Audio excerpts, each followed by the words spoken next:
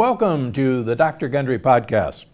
Well, by now you've heard me talk a lot about superfoods and nutrient-dense foods packed with healthy polyphenols and antioxidants. But it's also a term that gets thrown at a lot of foods these days. So on today's episode, I'm going to help you separate the real superfoods from the phonies. Because lately I've been seeing all kinds of misinformation out there, misinformation that could be keeping you from truly feeling your healthiest. Today I'm going to share the biggest superfood myth, the one super oil. Actually, I'm going to tell you about two super oils that you probably never heard of, and why some lectin-free foods may still be on the no-no list. You're not going to want to miss a second of this one. Okay, so let's start with an important question. What the heck is a superfood? Well, it's almost a superfood is in the eye of the beholder, and I think we really have to be cautious with the term superfood at all. In general, superfood should be nutrient dense and calorie sparse. In other words, you pack a lot of great stuff into not a lot of caloric weight. For instance, the more polyphenols that something has, I consider the better the superfood it is. But there are some polyphenols in foods that have a lot of calories. So for instance, extra dark chocolate has a ton of polyphenols, and cacao in and of itself has got some pretty great qualities as a superfood. But when you start adding sugar to that to make chocolate that you're probably going to eat, it may have an original ingredient of superfood, but it no longer qualifies as a superfood. Same way with coffee. There are so many great studies that the polyphenols in black coffee really qualifies a coffee bean, a coffee drink, black as one of the great superfoods that you can have. But if you then put several teaspoons of sugar and lots of junk and make a frappuccino out of it and ice it, it's now a 500 calorie sugar bomb that has nothing to do with the original ingredient. Plus, believe it or not, coffee bean is the bean of a berry, and coffee fruit, the powder that we throw away for the most part, actually probably has far more polyphenols that are great for you than the coffee bean you're getting. Okay, so in general, nutrient dense, calorie poor is really one of the best ways to define a superfood. Okay, so now that you know what a superfood is, in my opinion, let's talk about some superfoods that you should probably never eat. Now, one of my favorites is goji berries, and any of you who have listened to me in the past know that one of the most momentous moments in my young career as a nutritionist was touting goji berries because they've got so many cool polyphenols. And I was actually on the phone with Loren Cordain, the Colorado State professor, who truly is the father of the paleo diet. And I was telling him on how great goji berries were. And he said, "What, don't you read the literature?" And I said, "Well, you know I do. Of course I do." He says, "No, I'm going to send you two papers to show you what in the ding-dong is wrong with goji berries." And these papers in humans actually showed that people consuming goji berries actually had more inflammation. So why? Well, it turns out that goji berries are from the United States. They're from North America. They were called the wolfberry, and they are a nightshade in the same family as tomatoes and eggplants and peppers. And I got news for you, you don't peel the skin off a goji berry now, do you? So that's why goji berries are, unfortunately, not the superfood they're cracked up to be. Now, there are some similar fruits that do qualify as a superfood. Right now, in most parts of North America, mulberries are coming into season. Mulberries have some of the coolest polyphenols that you can possibly imagine. I'd prefer to use mulberry powder, but this is the time to eat mulberries. Soon in the fall, pomegranates will be available. And no, please don't drink pomegranate juice. It's pure sugar. But pomegranate and the oil in the seed has some of the greatest compounds that you will ever encounter. Much better choices. Wheatgrass. I see this all the time. Now, just remember that wheatgrass, the idea that we should actually be consuming wheatgrass, got its start at the Hippocrates Institute in Florida. And I have several patients who were former staff members there. And the idea originally was in people with cancer who were coming there. One of the ideas was to try and make cancer patients throw up. And the founder noticed that when dogs want to vomit, they eat a lot of grass. And sure enough, as anyone knows, it will make a dog vomit very effectively. So they got the idea that grass makes people vomit. And in fact, wheatgrass is a very powerful source of gluten and gluten-like proteins, as is barley grass, as is ryegrass. So please read the labels of your green drinks or your superfood drinks. And if you see the word wheatgrass or barley grass or ryegrass, please run the other way. I have so many patients on a gluten-free diet who do not know that there is gluten-like materials in wheatgrass, and they have celiac disease, and when we take their green drinks away from them with wheatgrass, that was the thing that flipped the switch and made them no longer celiac. Want a better option? Moringa. Moringa is often called a superfood for very good reasons, because moringa is edible, it has a high amount of protein in the leaves, and moringa is your new wheatgrass. And moringa is readily available, and look for it wherever you can find it. One of my favorite, chia seeds. Chia seeds have lectins. I'm sorry, folks. Chia seeds are from South America and Central America, and they do contain a lectin. Now, the great news is there's something a whole lot better that works even better than chia seeds, and that is basil seeds, sweet basil seeds. They actually plump up faster, they don't have a lectin, and they have some fantastic health-promoting compounds in them, polyphenols that chia seeds do not contain.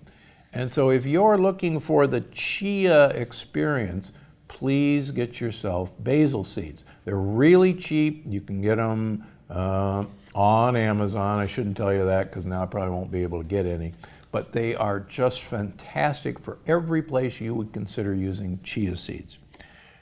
How about quinoa? Now, quinoa also is a South American pseudo grain. Yes, the Incas used quinoa. They used it as a major grain fuel source, but the Incas did not just throw quinoa in a bucket of water and boil it. They soaked quinoa first, then they allowed it to rot. They fermented it. And if you've listened to me enough, fermentation is a very effective way of diminishing the lectin content of any food. Bacteria like to enjoy eating certain lectins, and so bacterial fermentation of quinoa made it then much less harmful to them. And you don't see the idea of fermentation on the package directions. Now, there's a much better alternative to quinoa, and that's millet or sorghum. Neither of these have a hull, they don't have a lectin, and you can use them really interchangeably any place you'd use quinoa. So please stay away from those ancient superfoods. And while I'm on it, ancient grains, I see this all the time. This is made of ancient grains. Well, number one, grains aren't very ancient in the human diet. We've only been eating grains for about 10,000 years. Rice has only been around for 8,000 years. And if you think that ancient grains are any more healthful, let me remind you that the Iceman, the frozen man found in the northern Italian Alps, who is about 5,000 years old, who was riddled with arthritis and apparently a fairly young man, he had ancient grains in his pocket of his wrap. And I got news for you, that's where he got his arthritis. So there's nothing ancient about grains that make them any more healthy. They are not. So just when you see that buzzword made from ancient grains, they're going to make you ancient sooner than you would want. Okay, so here's another myth I want to address. And this keeps coming up, particularly in my patient population. And some people think that if a starchy food doesn't have lectins and it appears on the yes list, then it's okay for them to eat, and to eat in abandon. So let me explain why that's not true. So remember that a resistant starch or a starch is eventually going to turn into sugar. And how fast that starch becomes sugar is predicated really on how fast that you actually digest those starches, those long sugar molecules apart. So it's one thing to, let's say, take a taro root, cassava, and cook a cassava and eat it whole. And it's quite another thing to grind that cassava into a fine flour and then use it as a flour. What you've done in the process of mechanically breaking those starches down is you've broken those starches into finer and finer and finer molecules so that you're able to digest those starches quickly, as if they were sugar. And food companies have known this for a very long time.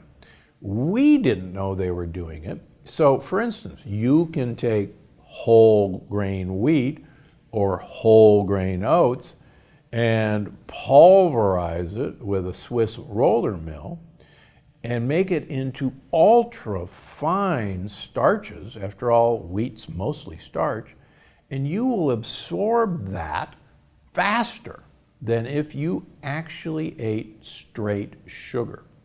And it will go into your bloodstream as glucose faster than if you ate straight sugar.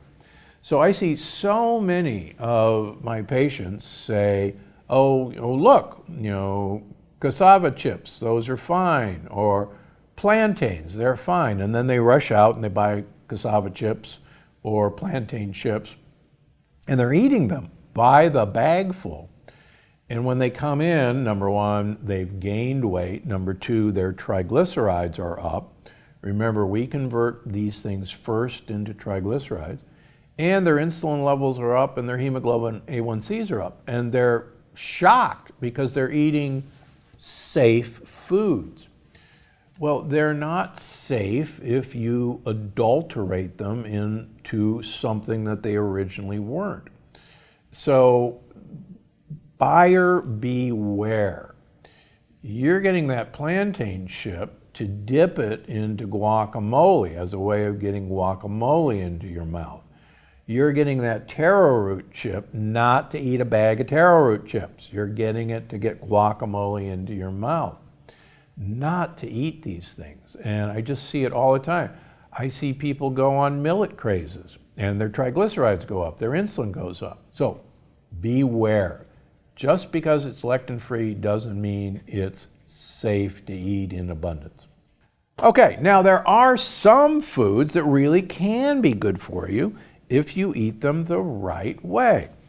And first, let's talk about legumes or legumes. And these are the bean family. And as most of you know, I have nothing against beans as long as they are prepared correctly. And that is, traditional cultures always soak their beans for at least a day. They change the water every 4 to 6 hours and poured out that water because soaking does reduce the lectin content. And then they tended to cook these beans a long time. There was always a pot of beans on the stove. And so prolonged cooking also decreases the lectin content. But the best way is to soak your beans and then pressure cook them. That's the quick and easy way to de-lectinize beans. Why are they a superfood? Well, it turns out that beans, lentils, actually have what are called polyamines, which, as I showed in the longevity paradox, really actually prolongs lifespan in all cultures and all studies. Also, you're going to learn in the energy paradox that there are some very interesting phospholipids in beans that may be of real importance to you and your mitochondria. Now, there are plenty of other ways to get phospholipids in your diet, and stay tuned, we're going to do a deep dive into phospholipids. But there are interesting phospholipids in beans that are worth your attention. Additionally, beans are loaded with prebiotics, prebiotic fiber. Remember, prebiotics are the sugar molecules that you and I can't digest, but our gut buddies think is the best thing that ever happened to them. And that's why that famous song that you all learned as a kid actually has some meaning. And you're actually going to learn more about that in the energy paradox. Beans, beans, that wonderful fruit, the more you eat, the more you toot. That's gas. The more you toot, the better you feel. So let's have beans with every meal. Pressure cook them, but don't have them with every meal because you don't need that much gas. Next, let's talk about the elephant in the room, and you know what I'm talking about, fruit. Those of you who remember my first book, Dr. Gundry's Diet Evolution, one of the mnemonics was give fruit the boot.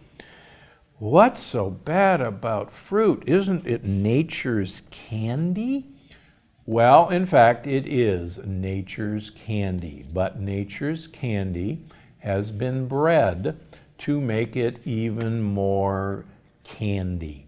So blueberries now are the size of grapes, and you can eat them by the handful because they are so sweet, and they are loaded with sugar. As you're going to learn in the energy paradox, the main sugar in fruit is fructose, aptly named. Fructose is so poisonous that your body has a complete system that takes fructose and doesn't let it, much of it, into your bloodstream, as opposed to glucose, which goes directly into your bloodstream. The most of fructose goes to your liver. And your liver, remember, is where things get detoxified. And it goes to your liver because it's a toxin.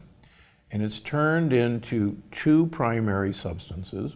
One is triglycerides, which you have measured on your cholesterol test every time you have that measured, and uric acid. Uric acid is what causes gout, which causes kidney stones, and which raises blood pressure.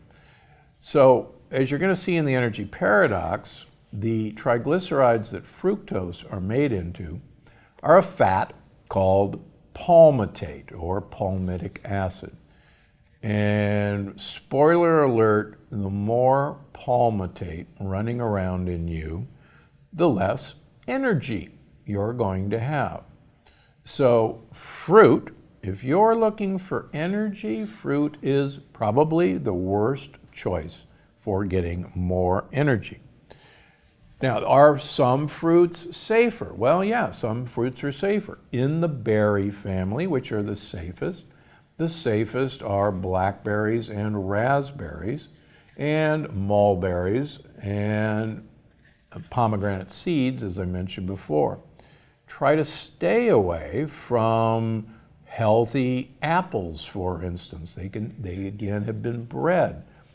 Remember, Honeycrisp kind of tells you what that apple is all about. There weren't any Honeycrisp apples 30 years ago. Wild berries are available. Wild blueberries are available frozen at many of your supermarkets. But the idea is not to use these things as a huge pile of a snack. You can use them as a flavoring in salads, for instance. You can put a few, as we do in our blueberry pancakes made out of safe material. But you're not supposed to eat huge amounts of these things.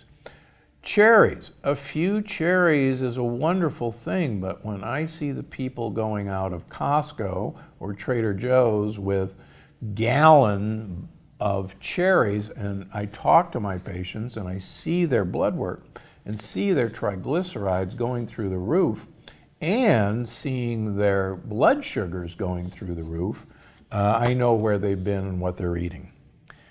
Finally, tomatoes. Remember, if something has a seed, it's a fruit. Even an avocado is a fruit, but it's pure fat and fiber and good fats to boot. Tomatoes are a nightshade. They contain lectins in the peels and seeds. So yes, you can have tomatoes if you peel and de-seed them. But here's the deal.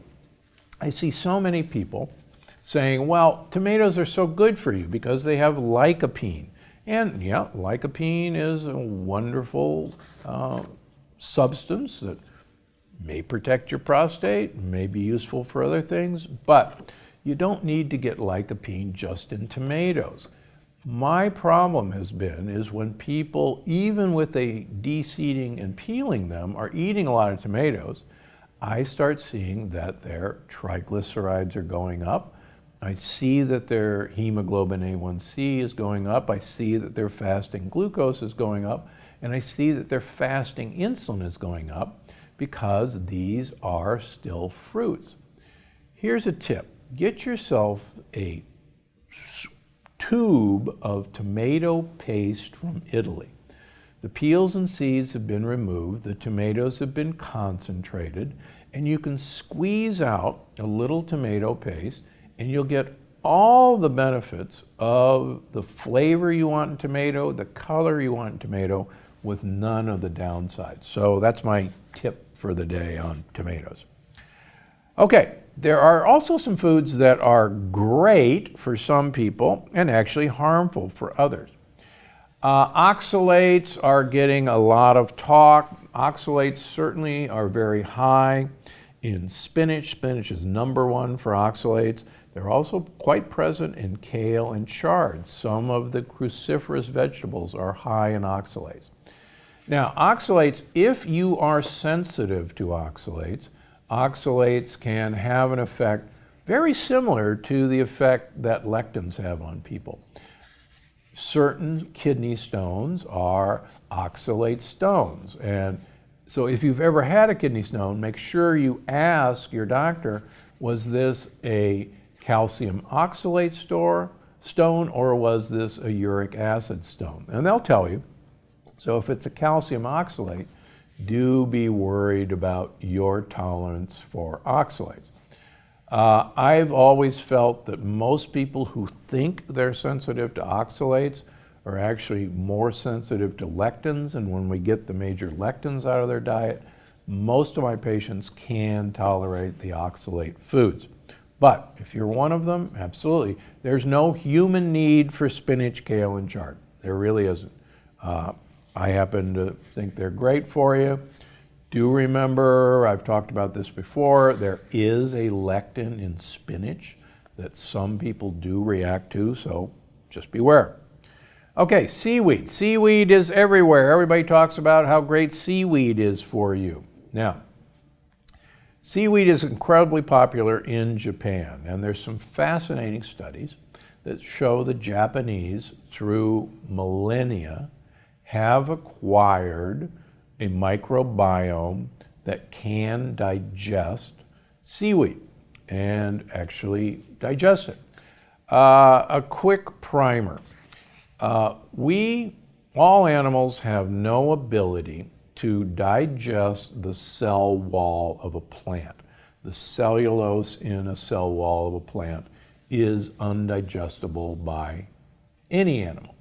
In fact, that's why all animals have bacteria in their gut to do the digestion of plants for them. Even termites cannot digest wood. Their little microbiome in that little termite does all the work. One of the interesting things that I subscribe to in evolutionary theory is the reason you and I have a much smaller intestine than a gorilla or a chimpanzee is not because we started eating meat. It's because we discovered fire. And fire, believe it or not, cooking breaks down the cell walls of plants. For instance, you could eat all the raw sweet potato in the world, and you're not actually going to digest much of it because it's indigestible. But if you cook a sweet potato, you actually digest it very quickly and easily. And in fact, there's a lot of sugar in a sweet potato, as you'll learn in the energy paradox. So, the Japanese acquired bacteria by eating a lot of raw fish from the fish guts that had bacteria that digested seaweed. And it's been shown that, in fact, Japanese have bacteria that can digest seaweed, but it's also been shown that unless you were born and raised in Japan or lived there for a considerable part of your life, you don't have bacteria that can digest the cell wall of seaweed, and so it's just, they're not there for you. Sorry about that. Okay, here's what you've been waiting for, my top 5, maybe 6 superfoods. I can't tell you how much I think everybody should be eating mushrooms, should be taking mushroom tonics, should be having mushroom capsules. You've heard me go on and on about this. And something that you're going to learn in the energy paradox is one of the reasons that you have to eat mushrooms that you probably didn't know is that they contain melanin and melatonin. And no, they're not going to put you to sleep. We'll leave it at that. If you're going to eat fish, please stick to small fish like sardines, like anchovies. One of the most studied super long groups in the world, the Acciarolis in Italy, south of Naples, and I've had the pleasure of visiting their little city and studying them. They eat anchovies, little sardines, for breakfast, lunch, and dinner. And they get all of their omega-3 fats, DHA primarily, and EPA by eating sardines. Plus, fun fact, they get bioavailable calcium in those little tiny bones. And so ladies, if you want to get your calcium and you want to support your brain health, have a few sardines. Okay, as you know, in the plant paradox, I told you about perilla oil. Perilla oil is the most frequently used oil in Korea and parts of China.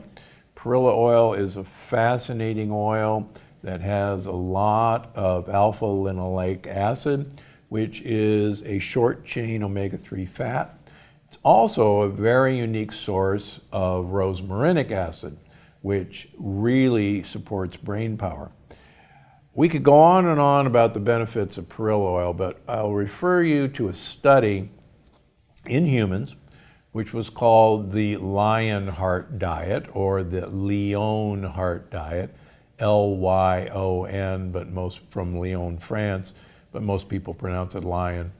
That diet in humans who had a heart attack, they were put on one of two diets. One was the Mediterranean diet, in which their diet was supplemented with a margarine that was made with alpha-linoleic acid, the same fat that's in perilla oil. The other group was given the American Heart Association low-fat diet. It was a 5-year study. The study was stopped after 3 years because the Mediterranean diet group that was supplemented with alpha-linoleic acid, margarine, actually had so few heart attacks, subsequent heart attacks, compared to the American Heart Association diet, that it was unethical to continue the study. Now, most of the people continued on that study, and they found that, in fact, the one difference of any blood marker between the two groups was the amount of alpha-linoleic acid in their blood. That was the only difference in the outcomes between the two groups. So, that's why I'm a fan of perilla oil. Now, it's hard to get, so don't rush out and try to find it. I got a great alternative for you, sesame oil, particularly regular sesame oil, not the roasted or toasted sesame oil.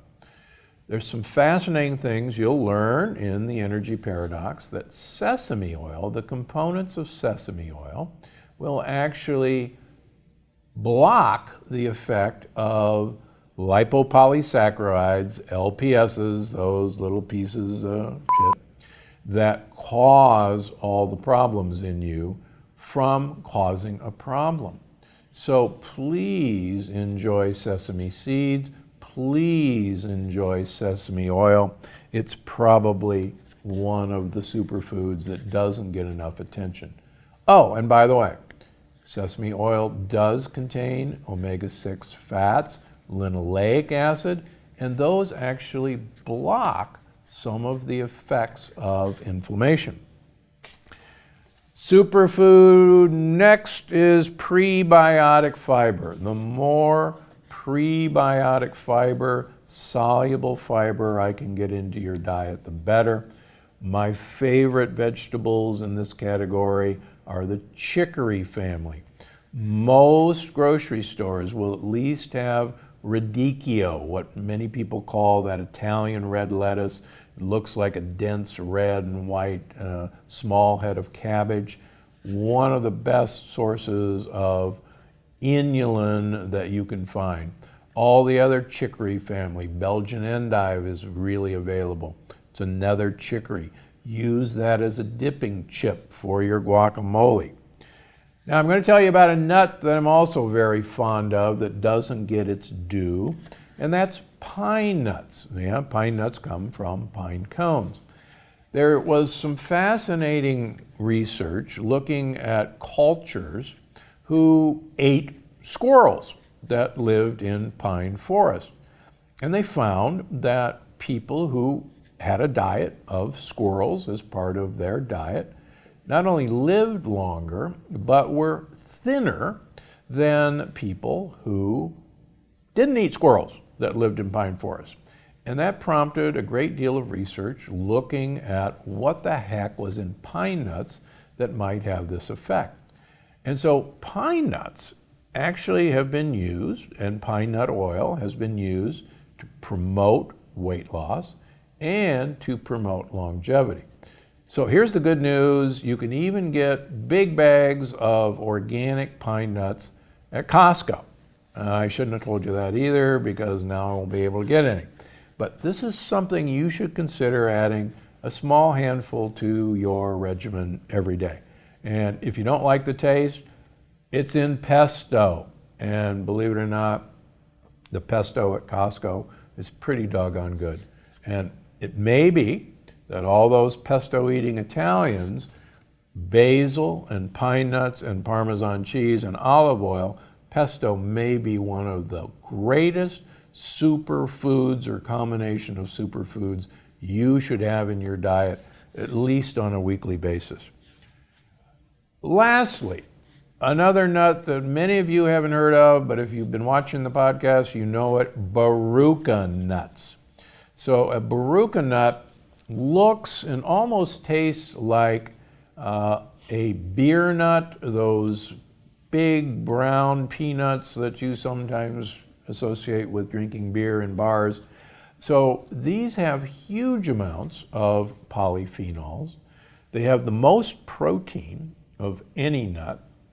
They have very beneficial fats. And if you eat and buy baruca nuts, you will actually be helping indigenous people in Brazil to actually eke out a living. And if you haven't watched the Baruca Nut podcast, please watch it or listen to it. It's fascinating how these came about. I have Baruca nuts every day. Okay, so that's it. The superfood myths, what they are, what they aren't, how to get them in your diet. And I really appreciate you asking all these questions, because I'm here for giving you the best answers I have. And just remember, when I learned something that surprised me, that I thought I knew, you're going to be hopefully the first to find out, besides my wife, Penny. Okay, it's time for the audience question. Today's question comes from E. Shapiro on the drgundry.com blog, who asks, are squashes and pumpkins okay if, number one, no seeds or skin are eaten, and two, they are pressure cooked, and three, they are in season and local? This is a great question, and the answer is yes and no. Yes, they're okay if no seeds or skin are eaten. Two, they're pressure cooked, and they are in season and local. But here's the proviso. These are fruits. Any vegetable with seeds is not a vegetable. It is a fruit. Yes, I know we call them vegetables. They're not. Just like a tomato is not a vegetable. It's a fruit. Fruits have sugar. Fruits have fructose. And so I have great number of patients who have pre-diabetes, who have type 2 diabetes, who are type 1 diabetics, and who have elevated insulin levels, particularly the type 2s and the pre-diabetics. And these still act, when people eat these, and they do, as if they were actually eating fruit.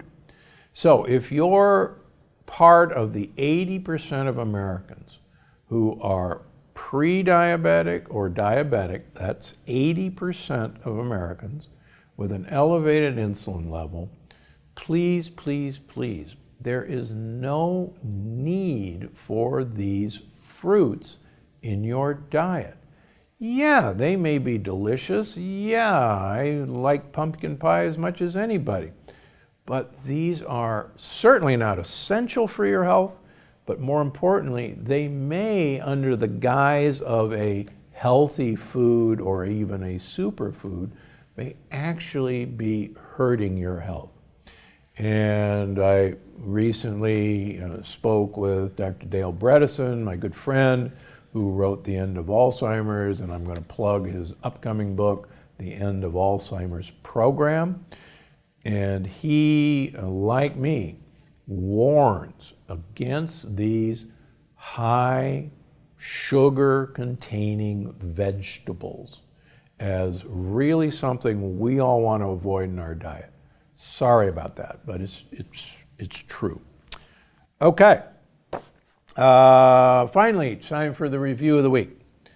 This week's review of the week comes from Thomas Nofziger on YouTube. I've been involved with the study of biology and nutritional science, with sports nutrition formulation, mitochondrial research, bioenergetics, and individual nutritional consultation. In all that time, I've not come across anyone as impressive, research, generous, experienced, and articulate as Stephen Gundry. The longevity paradox is a gem of gems. Same for the plant paradox. I'm about to read the former for a second time. Inside is information that ought to be memorized and further researched. Tomas, the check is on the way. Thank you very much. That's high praise indeed. And thanks. A lot of years of research go into this, and I don't put anything into these lightly. And thanks for recognizing the work I'm doing, because I'm Dr. Gundry, and I'm always looking out for you. And you, Thomas. Before you go, I just wanted to remind you that you can find the show on iTunes, Google Play, Stitcher, or wherever you get your podcasts. Because I'm Dr. Gundry, and I'm always looking out for you.